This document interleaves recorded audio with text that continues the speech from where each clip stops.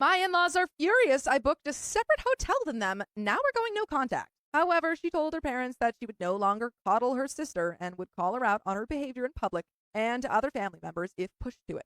Her parents said they understood and added that the rest of their family members now knew her sister was not stable based on her recent photo demands.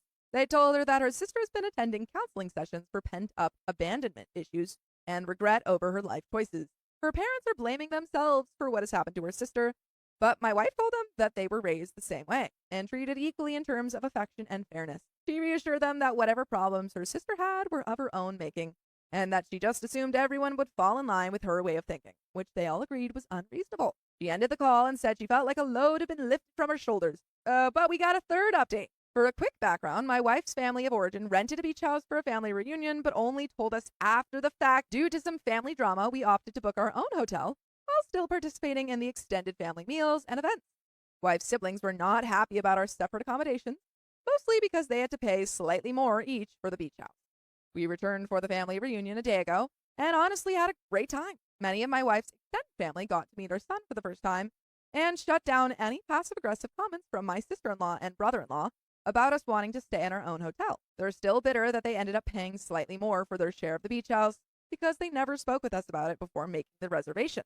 My father-in-law and mother-in-law were just happy we were there and got to show off their newest grandchild to their siblings.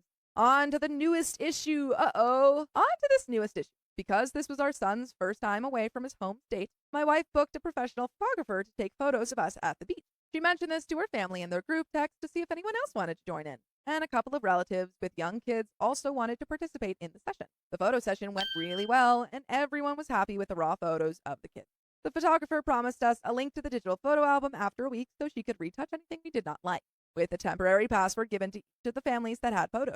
We got the link to the photos 3 days ago, and one of the other kids' parents showed the album to my sister-in-law and brother-in-law. Here's the twofold problem. First, sister-in-law is complaining to everyone that she was not invited to the session, even though my wife sent the invite to everyone on their family thread. Second, she wants the album password now so she can order photos from the photographer, specifically photos of the nieces and nephews so she can frame them and give them to the families as eventual Christmas gifts. The cousin who originally showed her the photos laughed when she heard this and thought she was joking. She told her that the only people who had passwords were the ones who paid for photos, and she was sure each family would pick and choose which photos they wanted to buy and have printed. Common sense, right? My sister-in-law did not take this too well and started a text thread to my wife's parents about how she always feels excluded, and that just because she doesn't have kids doesn't mean she cannot have photos of them too.